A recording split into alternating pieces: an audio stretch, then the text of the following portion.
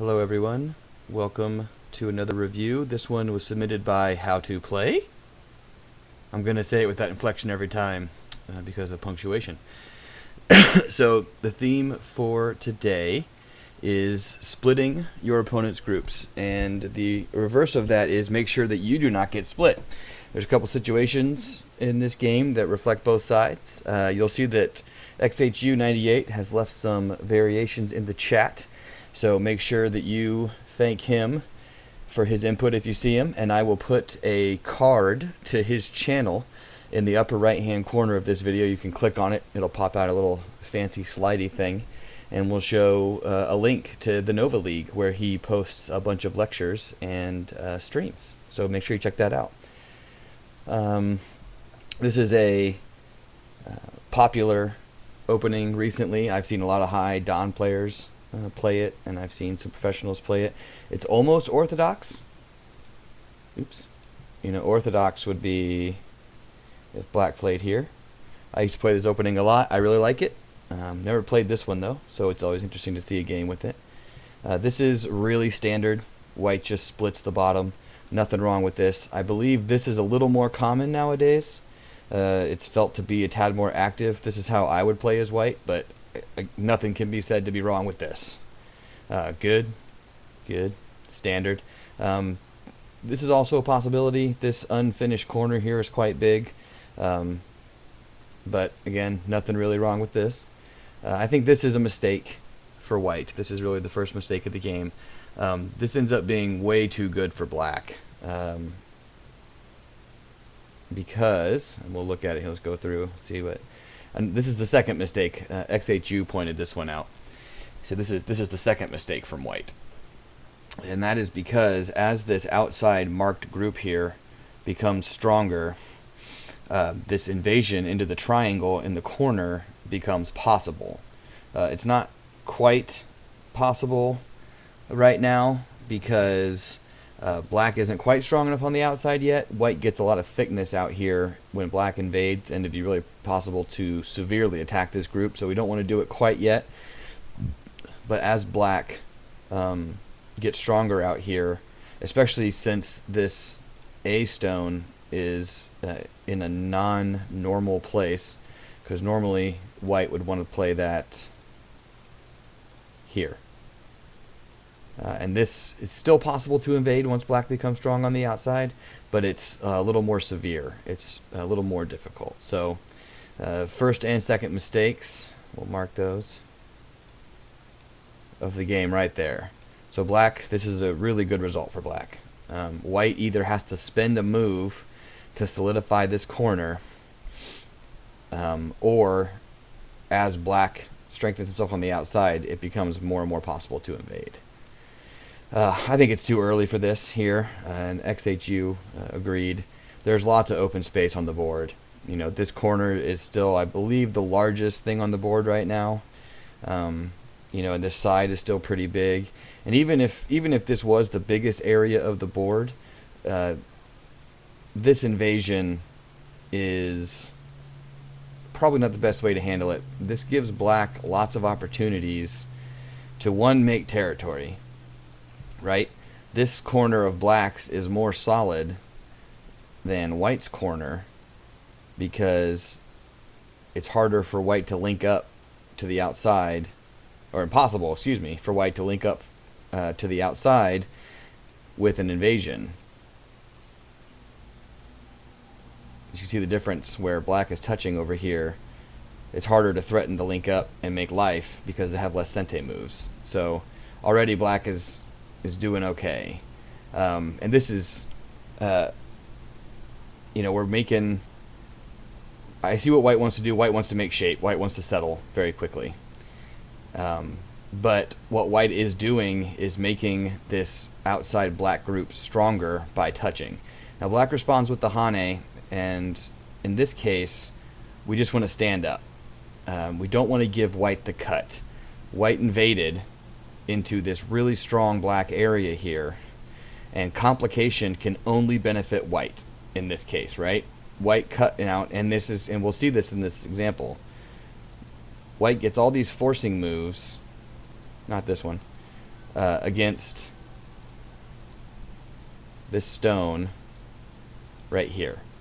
The weakness in this stone allows white to make shape, which is the purpose of attaching.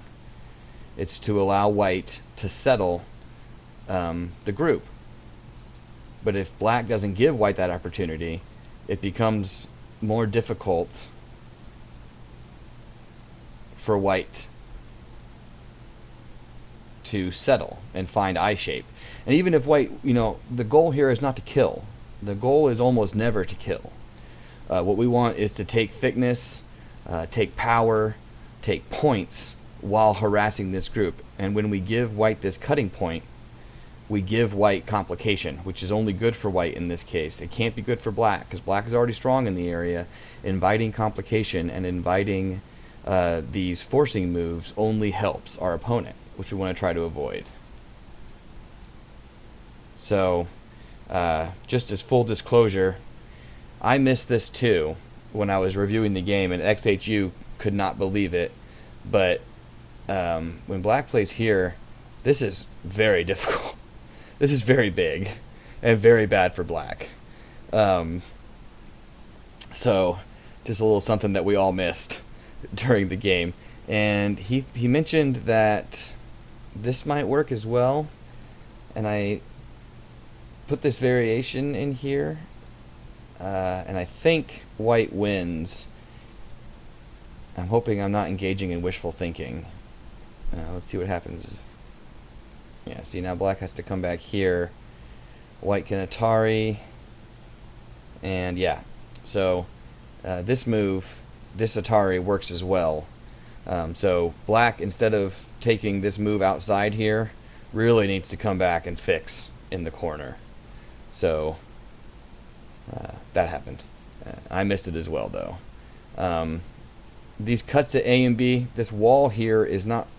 I mean, it looks nice. It's facing the center, and there's some influence from it. But later on, these cuts at A and B can become dangerous. So you need to watch out. Black needs to watch out for cuts in this area. But black is relatively strong, with the exception of this thing that we all missed here in the corner. And white's corner is still open to invasion, especially now that this group has become really solid. These stones down here aren't doing an incredible amount right now, especially with these cuts. But this solid group right here is projecting a lot of influence, and it's really making that corner invasion possible. So this is a little short. I think if I were playing white, I would probably want to come up to the fourth line like this, just to try and start negating some of this influence from black in the center. And then if black tries to do something like this, we can pincer and start a big fight. This is a good move by black. It might be a good idea to do this. Normally, if white has an extension along the side, we want to back off just a little bit. But I think because this extension is low, this should be okay. I'm glad that black found this move, because white owes a move here. White really needs to play something like this, because this sequence that black finds is very painful for white. Second line is the line of defeat. We never want to be down there in the opening unless it's part of a Joseki where we know we're getting a good result. Here, since black is so thick and strong, probably something like this. You can stretch out a little bit farther. Plus now you can see we're kind of starting to turn this center into potential territory. Coming down this close, we look a little over-concentrated. This is larger than a 3-stone wall. We can count this, up to about here, probably. I've also seen players, or strong players, sometimes finish the shape here with something like this. Just kind of solidifying thickness, but I don't think that this move is particularly bad. Just a little too close. Again, attaching. This is usually, we don't want to do this, and black plays correctly here, except got a double Hane.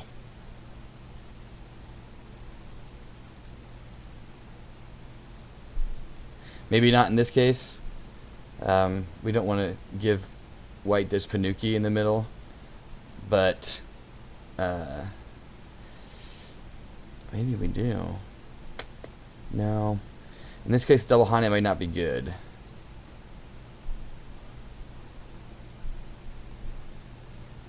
But I think the jump is also not good because white gets to make this shape move. And then black feels the need to come back and respond, and then white's into the middle anyway. And then white took territory over here and wrecked this influence in the middle. So I'm going to stand by the double Hane here. At least this way black gets some compensation in this area for this Panuki in the middle. And black is still ahead in this case, I think, in territory. This corner down here, this territory is, or this corner is not territory for white yet until this corner's invasion becomes defended. And then black has territory here, although black also doesn't have territory here, as we found out earlier, but no one finds this during the game, so we can count this as territory for right now. Black does come back. Oops. Okay. So here's where we come to the theme of splitting groups. So this move by white, this B move here, is super greedy. This A group down here on the bottom is sandwiched between a black wall and a relatively strong black corner, and is not quite alive yet. It's not dead. It's not necessarily in danger right now, but it's not quite alive, and it can't be counted on in a fight. It's just not strong enough to sustain itself in a fight like this. So when this is nice, right? Black leans to continue slowly surrounding this stone, and this is a good idea here, leaning attack. I think this is a standard though. Something like this, and we're okay with leaning and touching this group because these squared stones are connected. So this group is all connected up to the corner. You can't. It's not going to hurt it. It's not going to hurt your game to make this white group stronger. So touching here is fine.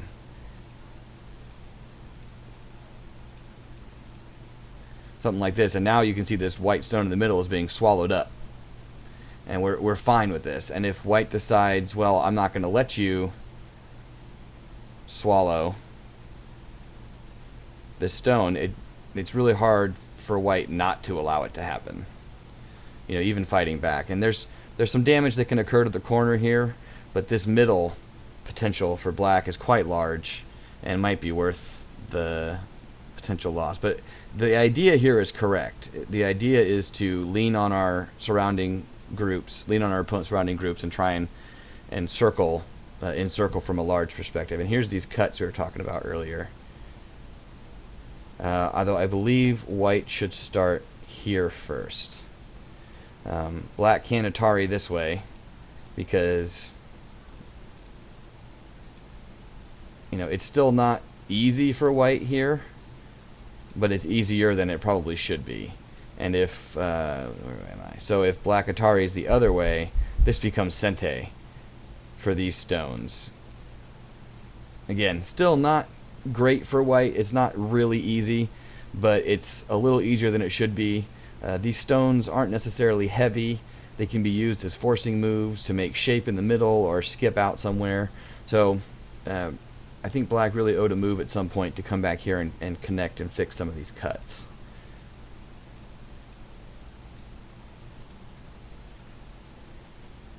So now white is trying to make shape in the middle. And this is kind of equivalent to touching our opponent. The shoulder hit in the middle like this, it prompts our opponent to one touch us, which makes us stronger. But then our opponent gets to make these forcing moves. And now, so white has used this stone at A to make a little strength. Right? This stone only had 4 liberties, and now it has 6. And it has a nice shape relationship with these 2 stones now. And white is using this nice relationship to extend and try and get out down towards its groups on the bottom. So rather than touching here, I think what we want is more leaning. You know, even if we just do something like this, now white can try and jump, but now we're threatening multiple things at once. You know, white can again skip out here, and now we have two or three separate groups that need to be shored up. So, oops. So black can profit somewhere from this, and this is part of splitting these groups.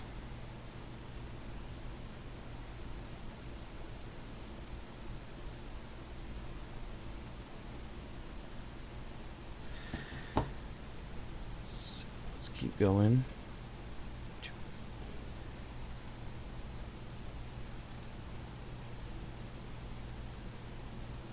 Right. XHU, really like this move by white. Now again, it guts the corner, gets out, makes some territory. But it does give black this really nice, thick, strong wall here. So with that in mind, I believe that this move is a little too submissive. Black is strong here. And if necessary, black can connect like this out to this live group, or black can come back and make this move to try and make eyes. So when black has me-eye, for this group to survive, there's really no need to play this kind of low submissive move. And when we do this, right, now this is the game. So now black used this really strong wall to make about 5 points, and white solidified all the weakness in their group and made territory in the meantime. So black is left with this really over-concentrated group, and black has solidified all weakness. I think in something like this, black needs to look for moves in this area, oops, not that one, somewhere in here, to try and split some of these groups apart, because this wall is not going to be killed or hurt. And if it does get dangerous, we always have this move, and we always have this slide. So black needs to be a tad more aggressive here, and not let white get away with this kind of murder. Nope. Black comes back and fixes that. This is just a bad move in general. You can see, and it does come back to haunt white later, that leaves this group with this empty triangle with only 2 liberties. So generally we want to avoid pushing moves like this until we're in the very, very end of endgame, and we're down to 1 and 2 point gote moves. Right now, though, it's just bad, because now if white doesn't want to deal with this Atari later, white owes this move, and now black has Sente to take a bigger point. Greedy.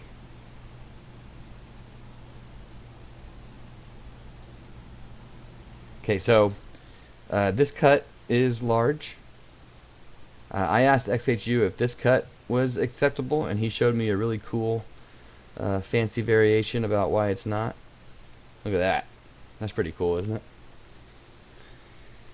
So you can't do this cut. So this cut was the correct one. We looked at a couple different ways here. This is some stuff that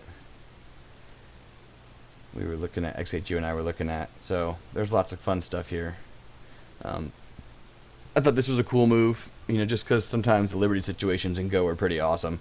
So now white can't connect here. White can't connect here, or the whole group's still in Atari. That kind of stuff always just amazes me about this game.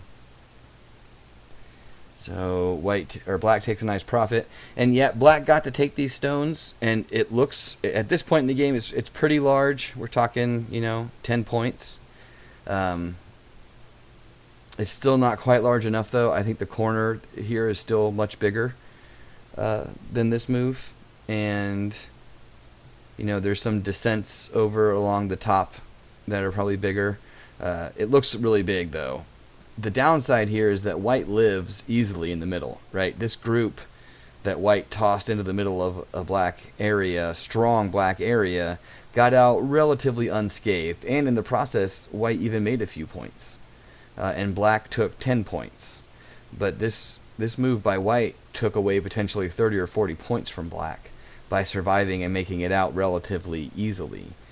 So we can consider this a great success for white here, which is why we focus on splitting our groups and making sure they can't connect like this and become safe. We want to profit by attacking. So endgame, endgame, endgame. XHU pointed out a really cool little variation here where instead of pushing in here, white should split. And this is also, he found this in regards to the theme of splitting groups. If black tries to connect here and save points, then suddenly black is in a lot of trouble. So, or instead, white can. This is what XHU showed me, right? This is what I found. Black tries to connect, white defends, and then we have this kind of fight here. Can white kill this? XHU said no. White should just defend the corner and sente. So now black connects to make sure he doesn't die, and white gets to remove this corner invasion in sente, which is very, very large at this point in the game. It's a huge, huge sequence for white. So I thought that was pretty cool. And that's all because white threatened to split this group. So pay attention. When we're in our games, we need to look for that kind of stuff. So black comes back and fixes that. That's pretty big.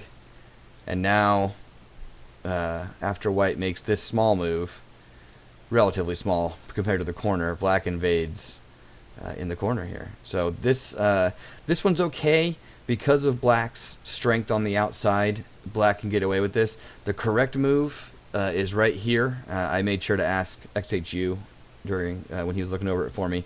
This is the actual correct move, and black can live from here. However, because of this strength outside and some of these weaknesses in white shape, particularly this long knight, black can get away with this in this case. There's a lot of variations in this corner invasion. There's a lot of ways for things to go and a lot of ways for things to go wrong. So it might be worth looking it up to see how that works normally. So black got away with a lot here. And that was a very big move. Very big here. That was really the kicker in the game, I believe. It was back here. It's somewhat close if white gets to keep this corner. It's a relatively close game. I haven't done precise counting, but it's pretty close, I believe. After black takes this invasion and gets everything out safely, it's pretty clear that black is in the lead. And I believe HowToPlay won this game by 20-something points, 22 or 23 points, which was about right given their ranks at the time. I believe it was 9 and... maybe I misunderstood the ranks here. Anyway, so the rest of this is pretty standard in-game. I will, however, show XHU pointed this out. Black can actually play this move instead of having to draw back here because white cannot cut off like this. So monkey jump, always fun. And he showed me this move, which is super cool, I thought. Check out what he manages to find. This is along the theme lines of splitting up groups. So he takes the eye space away from this group on the left, and then he threatens to split from this group on the right. Or I'm sorry, a group on the top. And now, again, the point is almost never to kill. So black might not succeed in killing here, but black is going to get some form of compensation for threatening to split and or kill this group on the bottom left. So I thought this was a really cool little sequence that XHU found. And I think there's one more thing I wanted to look at. Most of this is pretty standard in-game. There's nothing really exciting. Here, however, I think black can take more. So here, let's look at the game sequence. Cut, and then black loses this stone here that was Haned, right? So white gets to keep the territory and the stone. But if black sacrifices this stone by cutting, then the sacrifice stone becomes valuable. White takes this stone, but fills in 2 points, right, in their area. So there's 2 points for this stone, whereas black, if we come back to the game, white had 1, 2, 3, 4, 5 points here. In this variation, none of this is points. So it was actually a 3 or 4 point gain for black by sacrificing that stone. When we're playing in-game, these kind of little moves can make a lot of difference when we can end things in Sente or can sacrifice some things to make more points. So it's just something to watch out for. And other than that, the rest of this is endgame, which is by no means my specialty. So I will let it go at that. Make sure you check out XHU90H's channel. Make sure you thank him for helping out with these reviews, to make sure that I'm not telling you guys the wrong stuff. And thanks for watching. I hope to have one out again next week.